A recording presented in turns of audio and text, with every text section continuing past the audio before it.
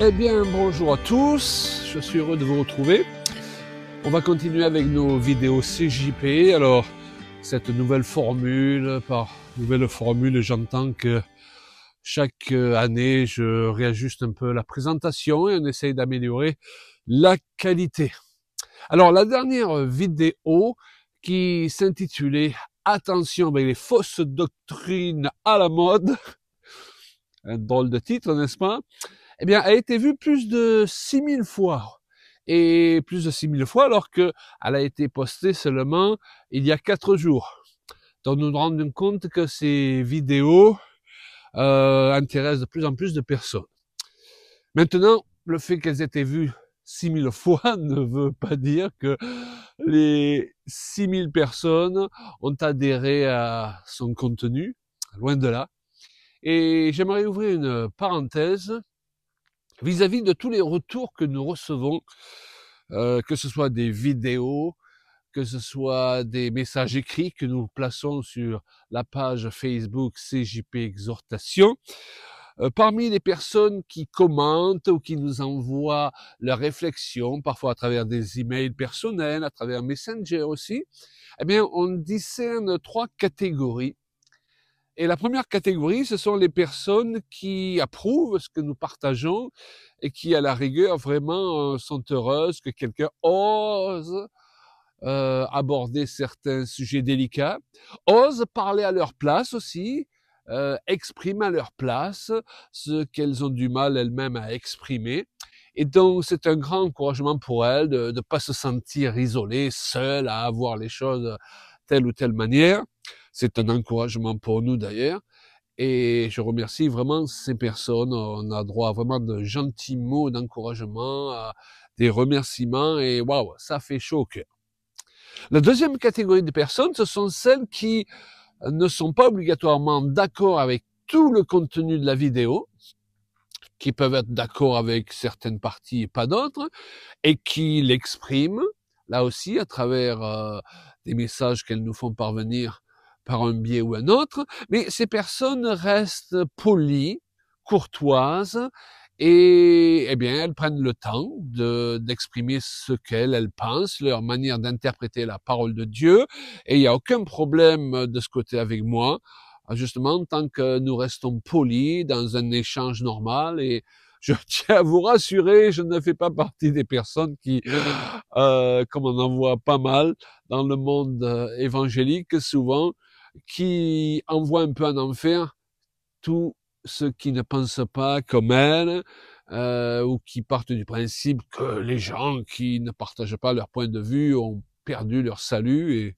j'ouvre une parenthèse pour dire qu'il est important de ne pas mal interpréter justement ce point que j'ai abordé dans la vidéo que j'ai mentionnée tout à l'heure. Et ensuite, il y a la troisième catégorie. Alors là, c'est plus délicat. Ce sont les personnes qui vous répondent en vous prenant de haut, avec condescendance. Ce sont les pharisiens chrétiens de notre époque. Ce sont les ayatollahs évangéliques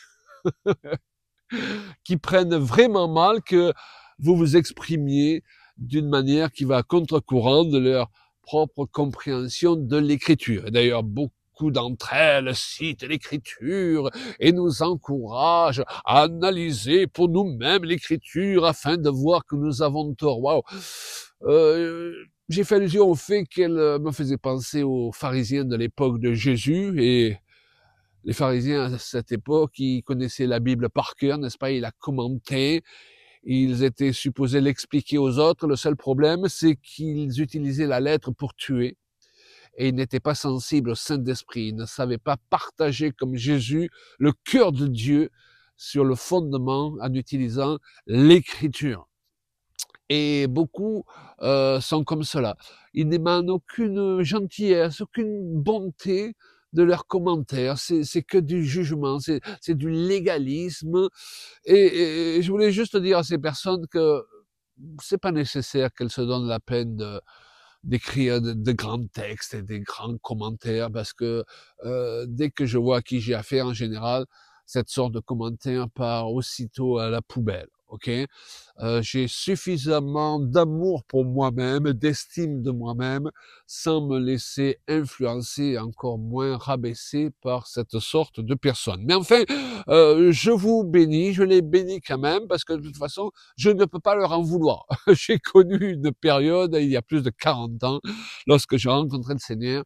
Je l'ai rencontré dans des milieux assez étroits, et j'ai connu une période où moi-même, eh bien, j'utilisais aussi la parole de Dieu, ce que je croyais être la parole de Dieu pour juger les autres, et j'en ai honte aujourd'hui. Donc je ne peux pas me permettre de vous juger. Je prie que vous puissiez revenir à votre bon sens, comme je suis revenu au mien à un moment donné, en comprenant que la parole de Dieu, elle a un but. C'est Dieu qui exprime son cœur, c'est Dieu qui parle par son cœur à notre cœur. Et si nous n'arrivons pas à faire passer cela, eh bien nous sommes passés à côté du but essentiel de la parole de Dieu. Et on va continuer, vous allez voir, j'ai d'autres choses à partager avec vous en ce qui concerne eh bien l'interprétation de la parole de Dieu.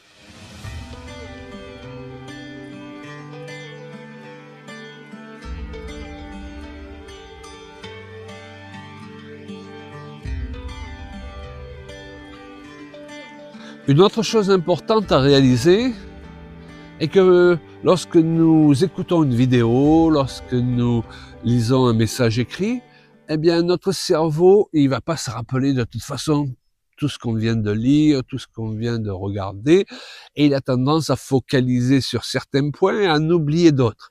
Ce qui fait que parfois on se retrouve avec des personnes qui nous disent, et nous fonctionnons tous comme cela, hein, qui nous disent bon ben vous avez dit ça, ça et ça, et en fait on l'a jamais dit. Et on répond à ces personnes non non, réécoutez la vidéo, relisez le texte, on l'a jamais dit. Et d'autres fois, les personnes vous feront une remarque en disant mais pourquoi vous voulez dire ça? C'est-à-dire que les gens interprètent à notre place ce que nous sommes supposés sous-entendre. Et en fait, on sous-entendait pas du tout ce qu'ils pensent qu'on sous-entendait. Vous voyez, donc, nous devons faire attention à ne pas penser à la place des autres. Et si un texte ne dit pas une chose, eh bien, il ne le dit pas. Ça me fait penser d'ailleurs à ce titre d'une de mes brochures. C'est une brochure sur le sujet délicat, là aussi, du divorce. Et le titre, c'est « Un autre regard sur le divorce des chrétiens ». Et il m'est arrivé plusieurs fois que des personnes, simplement en lisant le titre, me disent « Ouais, voilà encore quelqu'un qui juge les gens divorcés. » Et je leur réponds « Mais non, pas du tout. En fait, le texte de la brochure va dans le sens contraire à ce que vous pensez. Au contraire, moi je pars du principe qu'il y a des personnes qui vivent des situations complexes et qui ont des raisons valables de divorcer, et on ne doit pas être là à les juger. Au contraire, je développe dans cette brochure que Dieu, et même si on s'est trompé, il est le Dieu de la seconde chance, il est le Dieu qui veut nous restaurer, et on ne doit pas faire partie des personnes qui clouent ceux qui ont eu un échec pour le restant de la vie là où ils ont eu cet échec. En fait, le titre de cette brochure, c'est au contraire pour nous aider à penser différemment de toute une certaine forme de pensée qui a cours dans beaucoup de milieux évangéliques en ce qui concerne le divorce, où souvent, eh bien, on va pas chercher plus loin et on condamne les innocents avec les coupables. Et vous voyez, c'était vite fait d'interpréter cela, de laisser son imagination partir dans tous les sens, et elle part souvent dans les mauvais sens. Donc il est important qu'on prenne le temps de lire, de relire, et si on a des interrogations, eh bien de se donner la peine de demander à la personne qui a fait le message, eh bien ce qu'elle voulait dire, au lieu de penser à sa place.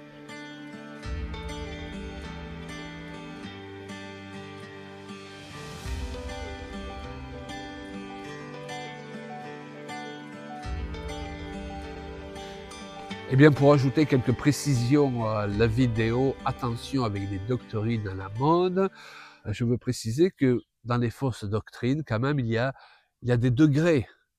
De toute façon, on ne démarre pas tous dans notre vie chrétienne, ni dans le ministère, en ayant la totale compréhension de tout ce que Dieu veut nous dire à travers sa parole, et particulièrement lorsqu'il s'agit de textes délicats.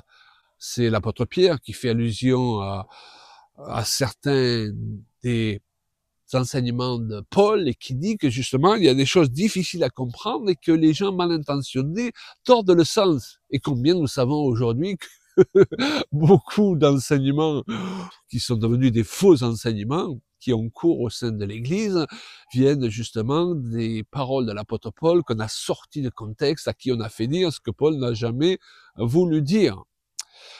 Donc il y a des degrés, en cours de route on en apprend plus, et nous sommes tous de toute façon en train d'apprendre pour agrandir notre connaissance de ce que veut nous communiquer la parole de Dieu. Et je dirais que plus on apprend à connaître le cœur de Dieu, plus on va comprendre cette parole, parce que comme déjà dit, la parole de Dieu, c'est le cœur de Dieu qui parle à notre cœur. Ça c'est primordial à comprendre.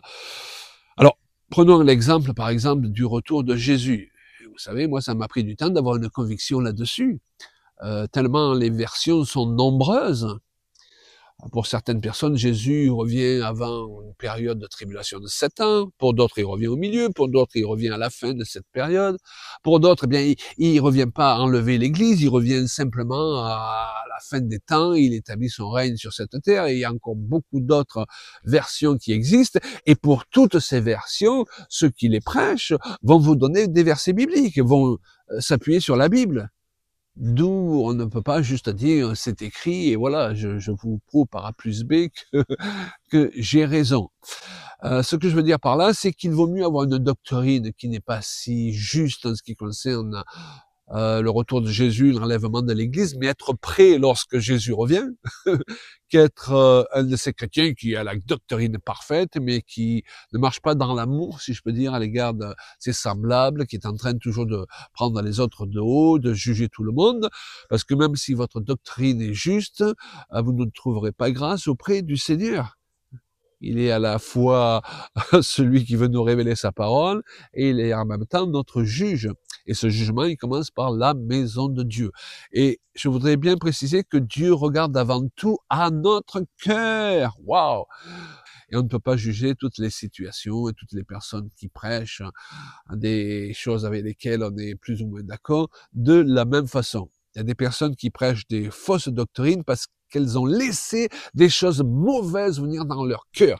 Et la Bible parle même dans les cas extrêmes de puissance d'égarement que Dieu permet qui viennent dans une personne parce que justement au départ elle a pris plaisir au mensonge, elle a pris plaisir à prêcher le mensonge, elle a voulu entraîner les personnes après elle, elle a voulu se prêcher elle-même finalement à travers certaines doctrines et Dieu a permis que ces personnes s'égarent. Le problème c'est qu'après elles égarent les autres aussi.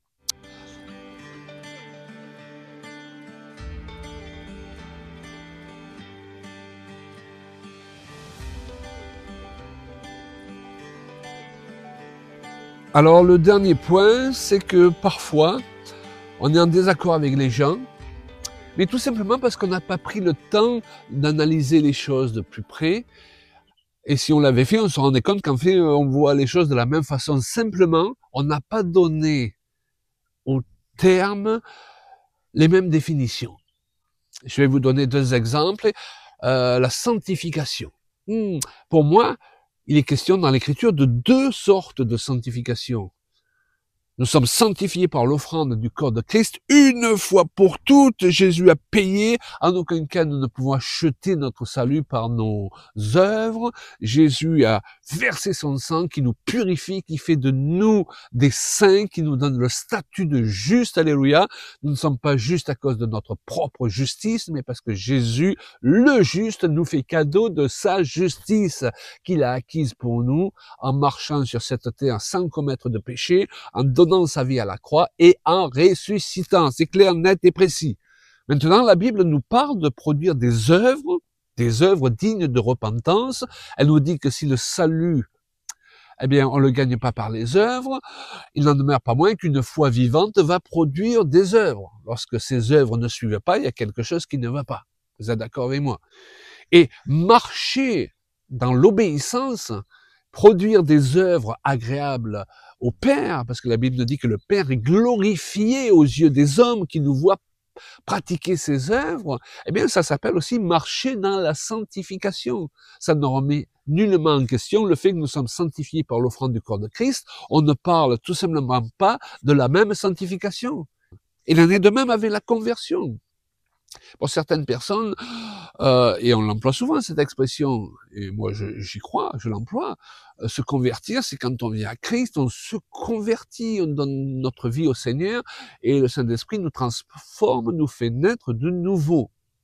Pour d'autres, c'est le processus de transformation et donc d'obéissance auquel je faisais allusion tout à l'heure, le processus de sanctification qu'on peut qualifier de conversion. On se convertit, on est transformé.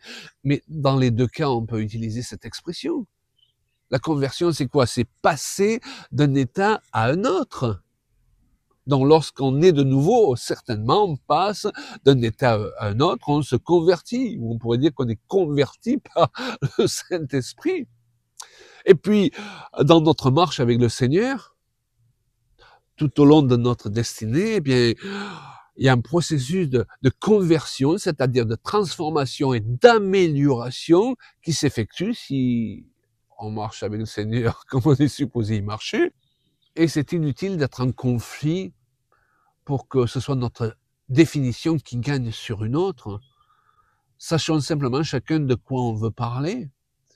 Et tout le monde sera d'accord qu'on est supposé marcher dans d'un degré de mise à part. Le mot sanctifié signifie mise à part avec le Seigneur, une fois qu'on a été sanctifié par son sang précieux. Tout le monde sera d'accord pour admettre qu'une fois qu'on a été transformé par l'Esprit de Dieu en nouvelle créature, converti, eh bien, on doit continuer le travail de transformation, don de conversion.